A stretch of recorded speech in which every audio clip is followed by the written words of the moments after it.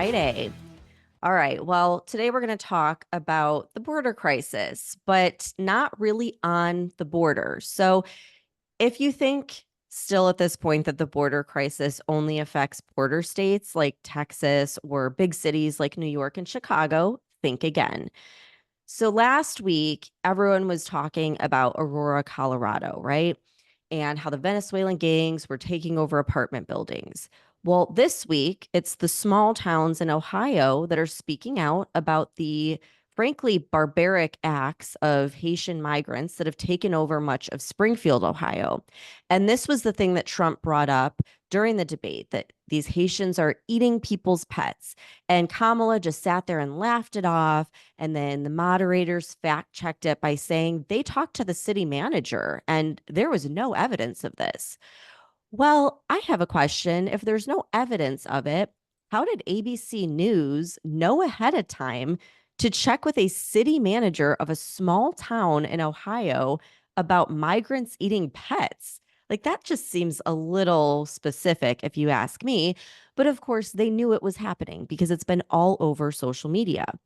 And before the debate, I had watched the city commission meeting because there's clips everywhere where numerous citizens came forward sharing their horrific experiences with Haitian migrants. That's so outrageous, you wouldn't believe it. But I do believe it. And you want to know why? Because along with dozens of eyewitness testimonies and 911 calls, there's also body cam footage. So let's get into it. And I want to start with body cam footage from August 14th, where police were called because a woman was eating a cat outside of an apartment complex. So I want you to pay close attention to what the cops say to each other at the end of this clip. Stand up. You said he killed two kids. Stand up. I'm still wearing. Put your hands behind your back. Someone got rubber gloves. She's covered in blood. All right, you got gloves. You got rubber gloves. So you have a right to remain silent. Anything you say can be used against you in court of law. You have a right to an attorney if you can't afford one. Won't be appointed to you at state's expense. You have a right to have that attorney present during any questioning. You have a right to stop answering any questions once they begin. Do you understand your rights? Do you understand?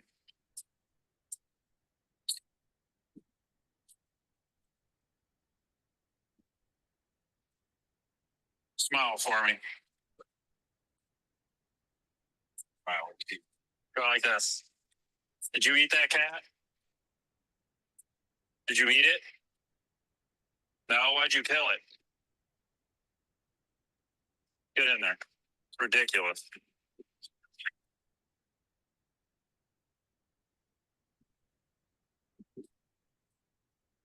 Favorite kid with somebody, maybe was trying to get herself right next to me. So she doesn't have her kids because she was telling people she killed them. No, she never killed her kid. Her kid was a family member. She sent them to somebody to try to get herself together. Mm-hmm. That person she said went fucking beat me. Mm-hmm. With somewhere else. So, I don't know yet. Judy said they would, and they'll hold the cat as evidence. She destroyed that cat. Yeah, this is fucked. I told him I don't like him anymore. So as long as she had cat hair on her mouth. As long as I've been a policeman, I've never had a call where someone's eating a cat. I hope it's not sell the food for Friday. Okay, I know that clip was like really hard to hear. Was she talking, or was the suspect talking in the clip? Because all I could hear was the cops. There was a guy that was at the scene that was talking. Okay. So yeah, there were some parts you probably couldn't hear, and he was like walking around looking at everything. But there at the end, he said that there was cat hair in her mouth and she completely destroyed the cat. And I'm just like watching this and I'm like thinking, okay, Tara, like you were a cop. Did you ever respond to a call from someone eating a cat? Okay, I saw a lot of really dark and twisted shit as a cop, but cat eating or just pet eating in general was never on the list. And it's just like that cop said. He's like, I've never seen something like this. But you gotta love body cam footage because you can't deny that something happened when it's right there. Footage from an actual police response. Yeah. And that's what's so crazy is there's just so much evidence that it's laughable that these moderators said that there was no evidence. It's like there's so much. I had to whittle it down for this podcast episode because otherwise it would be like 3 hours long. Because the sad thing is, this is not an isolated incident. There's so many things, from pets to other things going on. And the residents went to the Springfield City Commission to report what they've been experiencing in their daily life. And like I said, I had to just pick and choose a few that I want to share today. The first one from this meeting is a woman who describes the bizarre, barbaric things that she's been witnessing from these Haitian migrants on a daily basis. So listen to this. Foreigners are using up the resources that were set up for the Americans that reside here. I'm angry that another country's flag was being flown in our city. I'm angry when I see our businesses and recreational areas littered with garbage left by people that do not know or understand our laws and culture and are making no attempt to learn about them. And let me be clear, this is not about race. This is about people being given the privilege of coming here from another country and having no respect for our people, our land, or our life's work. People living their life here the way they did in Haiti, angry, stealing, looting, living in filth, and acting like animals. These are not civilized people. Opening containers in our grocery stores, helping themselves to what's inside and throwing the rest onto the shelves and floors. Pulling off of the highway to publicly clean and gut the roadkill lying there in front of anyone that passes by. Stealing animals from farmers and leaving their severed heads at the side of an old school where children play. Relieving themselves in public. Making some barbaric stew out of the birds that live in our park. This is insanity, and it has to stop. What will become of Springfield? Where will we be in 5 years? The thought terrifies me. Will it be some sort of dystopian wasteland with most of our original residents having moved away and those that cannot afford to move being locked inside their homes, living in fear? This thought is keeping me awake at night. I just want the old Springfield back. I know it was far from perfect, but at least it was still ours. Thank you. So, believe it or not, that is one of many people who are talking about the grocery store and how they will just go and start eating stuff in the aisles and they throw it on the ground and like they have no respect for anything or anyone around them. Like it's pretty crazy. I want to play another clip, and this one's really sad. It's from an elderly woman that is just absolutely scared for her life. So listen to her testimony. Done with what I'm seeing. It is so unsafe in my neighborhood anymore. I have the homeless that were trying to camp out, and I would make concessions with them, and I try to help them the best I can to keep them from trying to squat on my property.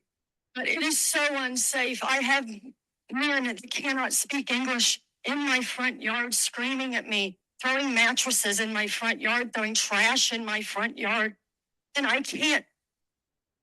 Look at me. I weigh 95 pounds. I couldn't defend myself if I had to. My husband is elderly. And last night, after living in this home for 45 years, he said, Noelle, guess what? It's time to pack up and move. He said, we can't do this anymore. He said, it's killing both of us mentally. I don't understand what you expect of us as citizens. I mean, I understand they're here under temporary protected status and you're protecting them. And I understand that our city services are overwhelmed and understaffed. But who's protecting us? If we're protecting them, who's protecting me? I want out of this town. I am sorry. Please give me a reason to stay. I just thought that was so sad. Like this, I was hoping you were going to play that clip because I didn't know what clips you were going to play before we started recording. And I listened to that one yesterday and it was so heartbreaking watching her up there talking. And she's like 90 pounds soaking wet. And just, it's such a heartbreaking testimony that she's giving. And I'm just glad you played that because people need to fucking hear this stuff. Yeah, and and I was thinking about it, imagine if that was my mom. And Right. so now they want to move. They're not going to be able, who are they going to sell to? Who's going to want to Right. move into this area that has become so dangerous? So it's just horrible. And a simple search, and everyone listening, you can go and find way more clips. There's so many from the meeting and various meetings. This has been going on for a while, apparently. And so, in addition to the numerous testimonies, there are 911 calls of people reporting groups of Haitians walking around with machetes and decapitating ducks at the park and eating them. Like, imagine how traumatizing that would be. Like, you're at the park with your kid and, you're feeding the ducks and the guy walks up and chops its head off. Like, that is literally happening according to these 911 calls. There's also surveillance videos of Haitians sneaking onto people's farms and stealing their animals, like going into the chicken coops and taking them. So it goes just far beyond what I had ever imagined when it comes to the migrant crisis. Like these things haven't even crossed my mind before. Now I'm going to play another clip. This one's a little bit lengthy, but it's important. It's from a sheriff of Butler County, Ohio, and he's explaining how the migrant crisis is in every town in America, whether you realize it or not. Listen to what he says. Today, I'm Sheriff Rick Jones from Butler County, Ohio. I'm here today to talk to you about the invasion of our country. And mostly what we've had, I want to talk about Springfield, Ohio, which is less than an hour drive from here in Butler County, Ohio. So if you look at it, Springfield has been in the news in the past few days. It's a 1 hour drive from here. And their residents, about 50,000 residents. In 4 years, I want to repeat that, in 4 years, they can't tell exactly. It's between 15 and 20,000 illegals have came into their community, have been brought to that community. Listen, 50,000 residents. And you've seen it on the news, what you've got, the residents are angry as hell. It affects their school system. It affects the hospitals, the social services agencies. Where are they going to live? The police, the life squad, you don't know who these people over, who they are. They're coming in. Now, you've seen on the news mostly Aurora, Colorado. Illegals took over an apartment complex, all from one country. Listen, it comes a time to when we have to say, look, you can't just come here. They come from 160 different countries. They come through Mexico into the United States. I have people ask me, we're the the seventh largest county in Ohio. All the way in Ohio, the seventh largest of 88 counties. Why do you care? It's pretty simple. It affects everybody. Here in Butler County, we have 400,000 roughly population. In my jail, any given day, I have close to 1,000 prisoners. In the last 3 years, I want to repeat that. In the last 3 years in my Butler County jail, I've had close to 1,000 illegals in my jail from all over the world. Of that 1,000, they've had 2,000 criminal charges placed on them. I just had a guy in my jail that been deported 8 times, and they found out that he killed somebody. And it's not the end of that. We just went back and got another one from Mexico that killed somebody 10 years ago. They get there, they think they got it made. I've been saying this all along. It affects, I go to small counties. I talk to smaller sheriff's offices. I go to sheriffs and I talk to them from all over the country. It don't matter how small your city is.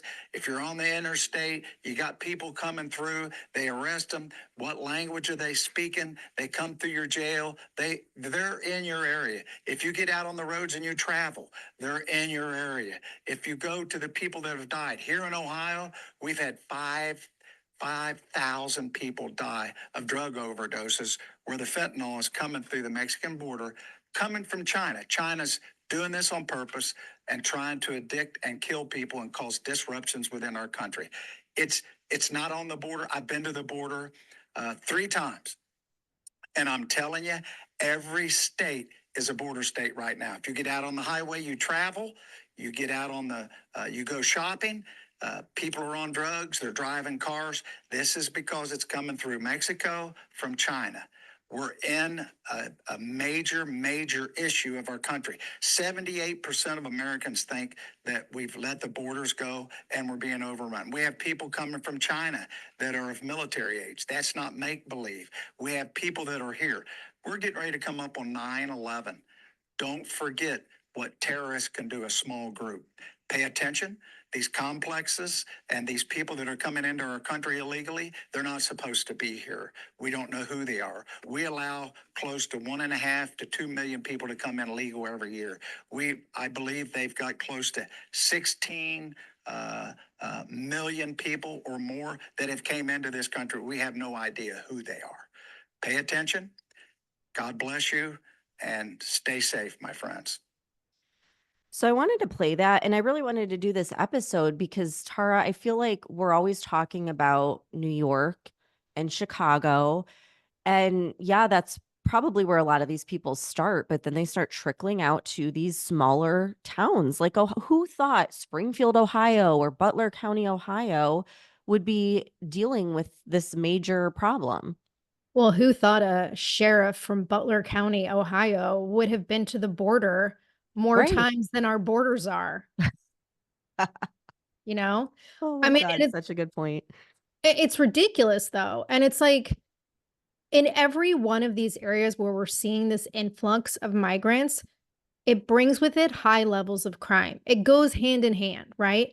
And then there's the fact that the migrant crisis is costing taxpayers millions of dollars and it's taking resources away from community members. And that's exactly what's happening in Ohio. So on Tuesday, the governor of Ohio, Mike DeWine, he gave a press conference and talked about how he's sending not only additional law enforcement resources to Springfield, but also $2.5 million in healthcare resources. But why is he sending extra law enforcement? Because in addition to allegedly eating people's pets, and I use the term allegedly in air quotes, according to the governor, it seems that Haitian drivers are frequently involved in accidents and crashes. As you mentioned earlier, they're squatting on private property. They're camping out on people's lawns whenever they feel like it. And they're not trying to assimilate into American culture at all. And so I want to play this clip from Fox and Friends yesterday, where they interviewed a local resident, Diana Daniels, and she talks about what's happening in their community. And I want you to pay the most attention to what she says at the end. Now to Springfield, Ohio, a town of just 58,000, now at the center of the migrant crisis with at least 15,000 Haitians arriving since 2020, now forcing the state to send state troopers in and set aside millions of dollars to deal with the crisis. Our next guest has lived in Springfield for more than 30 years and says it no longer feels like her home. Diana Daniels joins us now. So Diana, according to the reports, the schools have been overrun, the clinics have been overrun, and now a lot of jobs has been taken as well. What is life like there now? It's like living in a dystopian nightmare. You hope you wake up and it's 2019 again, and then you realize it's 2024, and it's the same thing over and over again, day after day.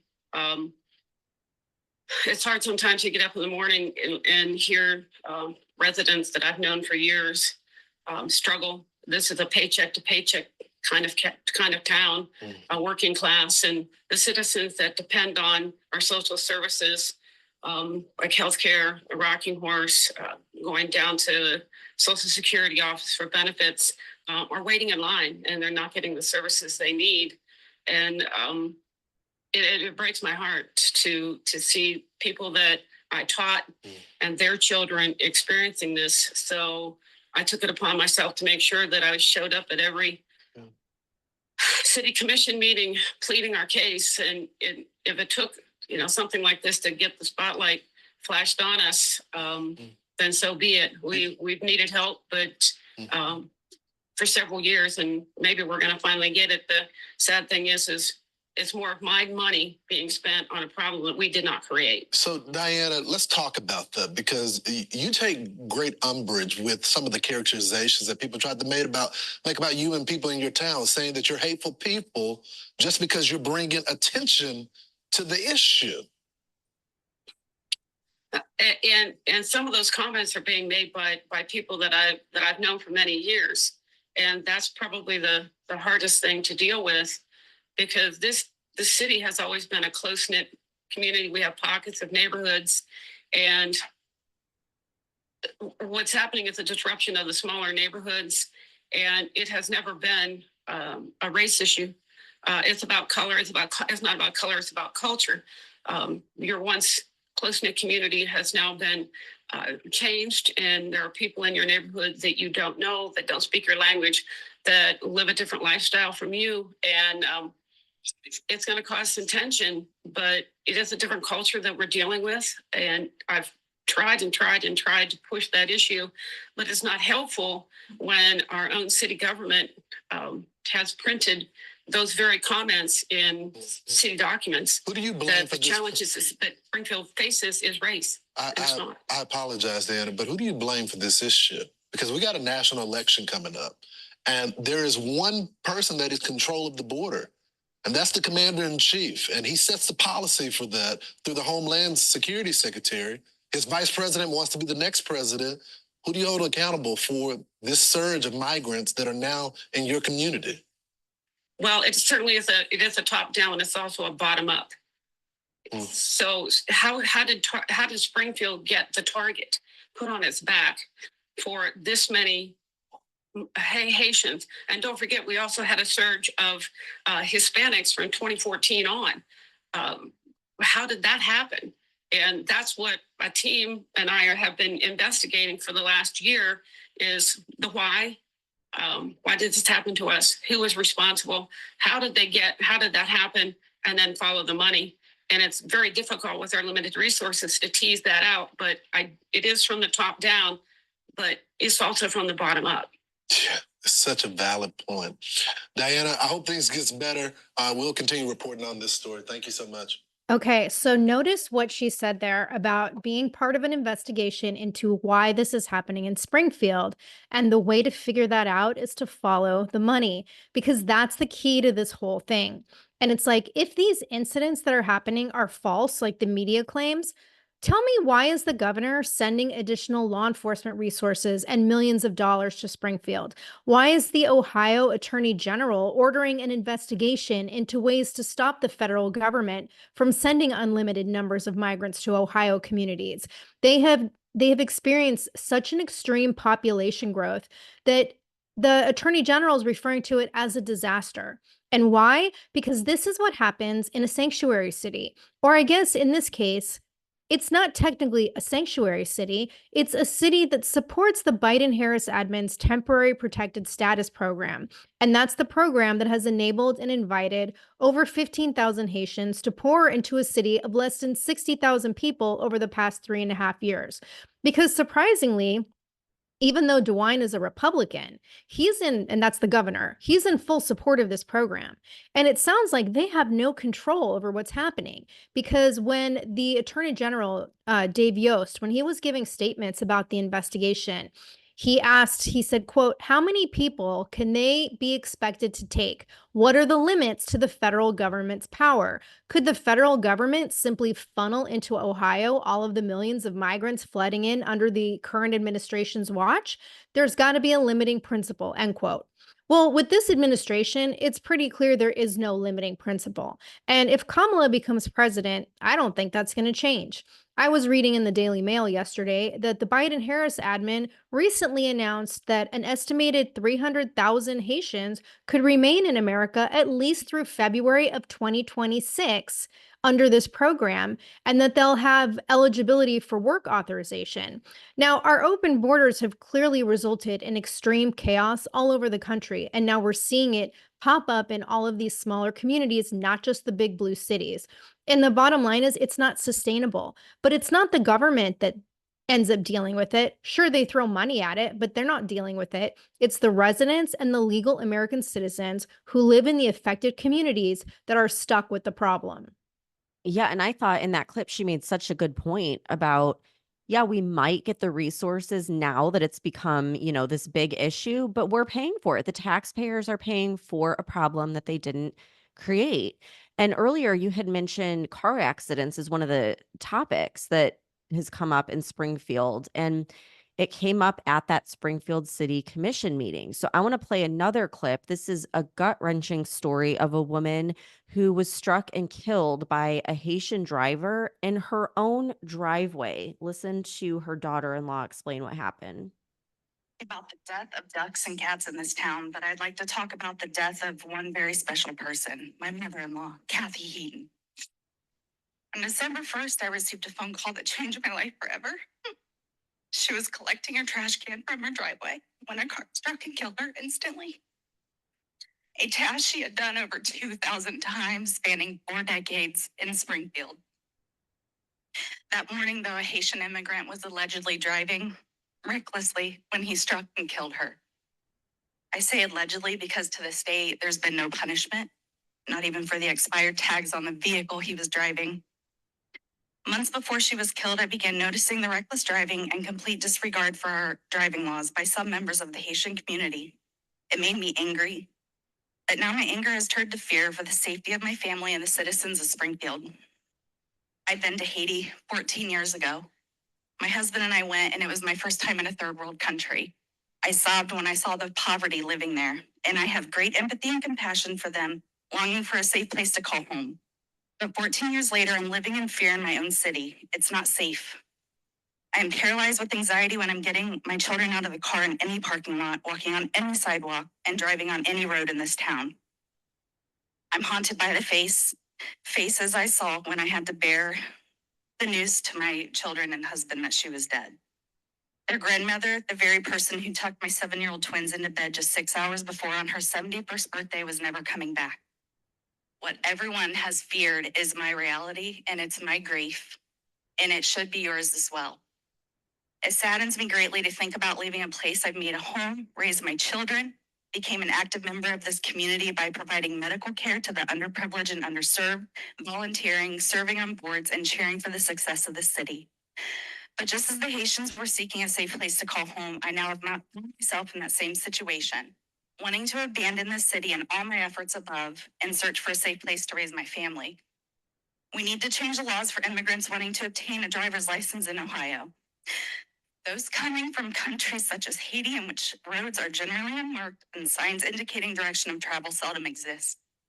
Giving these immigrants a driver's license without a proper and extensive driver's education and training is a matter of public safety, and it's a disservice to the immigrants. How can we expect them to come here from a country that doesn't have the same laws and rules and expect them to comply with ours? It is unsafe, unjust, and it needs to change. No one is more motivated than a grieving mother. This is for our children, our loved ones, and the immigrants. My questions are, can you please connect me with lawmakers who can assist me in pursuing this matter of public safety? And what is being done about driver's educations for them? So this is honestly something that didn't even cross my mind.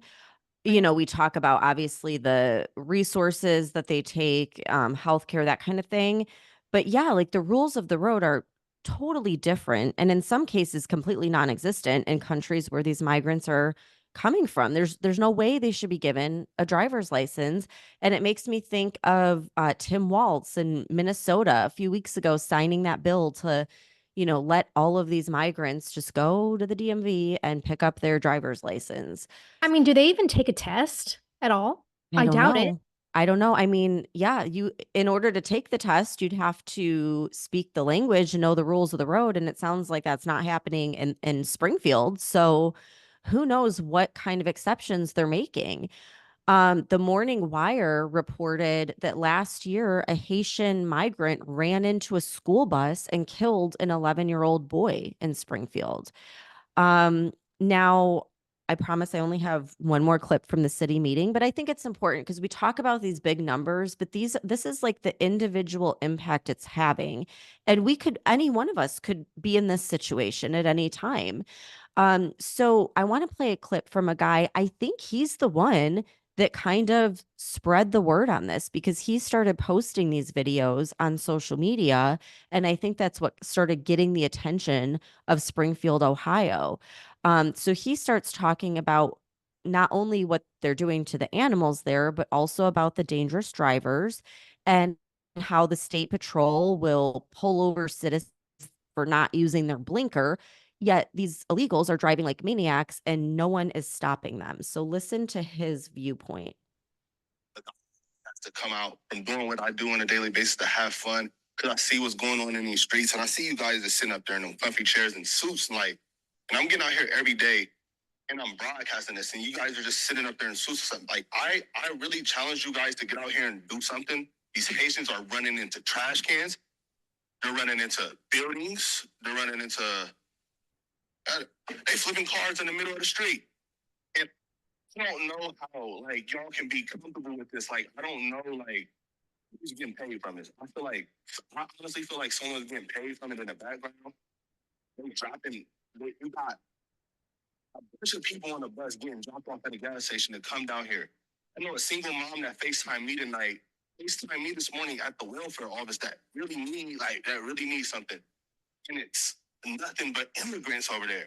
I don't even want to like seem like I'm coming down on the immigrants because it's the people that's bringing them down here. Because wherever they're at, that's what they're used to, bro. They're in the park grabbing up ducks by their neck and cutting their head off and walking off with them and eating them. Like, y'all get the Highway State Patrol down here every week, and then y'all get like a task force for the Highway State Patrol, and they look for guns and they look for dope and this and that and the fourth. That same people that y'all got running up and down limestone doing, you trying to pulling people over for blinkers and pulling people over for like, at the center and like a couple miles over there. Like, y'all can take them same people, the Highway State Patrol, and you can take them in every single one of their silver Chargers and Dr. Rangos, and y'all can take them to Sunset. And y'all can park them right over there, and y'all can teach people how to drive. Since the Highway State Patrol knows so much about traffic laws and know what to do in traffic, they need to y'all pay them. They can go there and teach these Haitians how to drive because it's getting up. Bro, I'm getting thousands of views on these, and it's going to get bigger, and it's only going to get worse. And y'all sitting up there in these chairs, all y'all need to get out here and do something. Y'all making hundreds of thousands of dollars. Y'all need to put on a t-shirt and some Crocs, and then y'all need to come out here in these streets, and y'all need to go out here and here before the police is. We need to do something. We got to stand on business. Y'all getting paid all this money to wear a suit and sit in a chair. I think it's crazy, bro. We got to do something, bro. It's kids out here getting hurt. Like, only reason I even went on here and said something about it is because somebody told me they were walking from the school and a Haitian almost ran into them. Who is getting paid? Like, how much money is y'all really getting paid? Like, to bring them over here? Like, I know it's deeper than them. I know that's where they come from and that's what they do. That's their country. I don't know what they got going on over there, but they can't do that over here. And if y'all just getting paid from it and then I think that's super weird, bro. Y'all gotta stand on business. Y'all gotta really, like, step up. Like, it's Okay, so I wanted to play that clip and I wanted to remind everyone, like, because sometimes even I'll think, well, what can I do? I'm one person and, I can't make a difference or whatever. This guy just started, like he said, going out every day, recording what's happening and putting it on social media until it finally got the attention of everyone. And so it's like, if you see something, start talking about it, put it out there, be outspoken about it, because you can be like this guy, the one person that brings it to national attention, Now, were you going to say something, No, I Tara? was gonna say it's like that. What was that old quote like with the cops? It was like, see something, say something. Yeah. Yeah, seriously though. Like, and that's the thing. We don't have to wait for ABC News to report on it. We can report on it. But I thought it was interesting, Tara, because he's basically alluding to the city being paid to take these migrants in, and he thinks that that's why they're not doing anything about the problem. And like you said, we need to follow the money. And I thought that was interesting. Um, Another topic, though, that was brought up at the city commission meeting was that residents are being kicked out, like American citizen residents, because they can't keep up with the increased rent. And they said that migrants are able to allegedly pay $3,000 a month in rent, which I guess must be funded by the government. And so landlords are choosing Haitians over legal citizens because they get way more money in rent. And it's forcing long-term residents to have to move out and try and find somewhere more affordable. Well, let's talk about the money, right? Because you know how in that clip earlier, that's what Diana Daniels said, follow the money. And this guy's basically saying the same thing. And so guess what just came to light a couple days ago about the illegal migrant Venezuelan gang problem in Colorado? It's all about the fucking money. So we've talked about Aurora, Colorado on past episodes. It was brought up in a couple of these clips you played. We've seen the video footage of the armed Trendaragua gang members taking over apartment complexes. Well, there was an investigation that was conducted by researchers at the Manhattan Institute, and it shows the money trail. It shows how the Biden-Harris admin partnered with Denver authorities and publicly subsidized NGOs to provide funding and logistics to place all of these Venezuelan migrants in Aurora, Colorado. And who's profiting the most? The NGOs, of course. So this all goes back to the Biden-Harris admin's American Rescue Plan Act that was signed into law in 2021. And when this happened, it allocated $3.8 billion in federal funding to Colorado. And we know Denver is a migrant sanctuary city, right? So they use this money to launch something called the Emergency Migrant Response Resettlement Program. And this was intended to house and provide services to illegal migrants. So Denver signed these multi-million-dollar contracts with two local NGOs. One is called Viva Wellness and the other is Papagayo. And these two NGOs got the contracts to provide housing and services for more than 8,000 immigrants. Now, interestingly, both of these NGOs are run by two people. And their records show that neither of these people have had any previous experience in large-scale migrant resettlement, but the city gave them the money anyway. And this is all in public records, okay? So according to public records, between 2023 and 2024, these two NGOs received over $5 million, with most of the funding coming from this migrant support grant, which was funded by the American Rescue Plan Act. In 2024, Viva secured 3 more contracts worth an estimated $10.4 million, and Papagayo got another contract worth $2.9 million. And so what's the deal with these contracts? Well, 3 of them were awarded to implement the Denver Asylum Seekers Program. And what this program did is it promised 6 months of rental assistance for 1,000 migrants. So the NGOs basically started working with landlords to place migrants in housing units and subsidize their rent. And they were providing up to 2 months of rental assistance since most migrants can't, open up bank accounts when they arrive here. And within 6 months, there were 3 apartment buildings in Aurora where 80% of the residents were migrants. 80%, okay? Now, by the way, Aurora is not a sanctuary city. Denver is a sanctuary city, but Aurora has apparently been a non-sanctuary city since 2017. And what gets really shady is that according to an employee who asked to remain anonymous, the NGOs basically assured the property management company that all of these illegal migrant tenants had stable jobs and stable income, which they did not. And most were ineligible for employment anyway because there's a 6-month wait for work permits. So clearly they were not able to pay the rent. But by then, they were already living in these apartment buildings and they started completely taking over the buildings.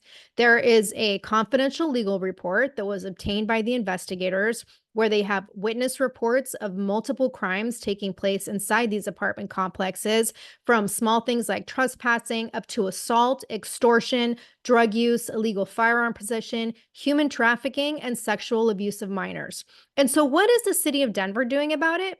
Well, instead of trying to stop the problem, they recently voted to provide additional funding for migrant programs that could end up costing up to $340 million because they're going to place additional burdens on schools and healthcare. So this is what's really happening with the migrant crisis. It is a shady as fuck cash cow, like money laundering operation. And if you want to see the evidence, it's all in an article in City Journal. The title of the article is called Chaos in Aurora, and it has links to everything I just talked about. It links to all of the records. And so I would place bets that this same kind of money trail will be linked to what's happening in Springfield. And again, it is not the government that suffers, and it's clearly not the illegal migrants because they're getting all this free shit. It's the people who live in these communities that are suffering with this migrant crisis. And what do you want to bet? The people that run those NGOs are buddies with the politicians that are giving them the contract. Yep, I mean, absolutely. how many times have we seen that? Like they just like the guy said in the video, there's some kind of reason why they're sitting back and letting this happen. And the only reason could be that they're getting a piece of the pie. I mean, it's absolutely crazy.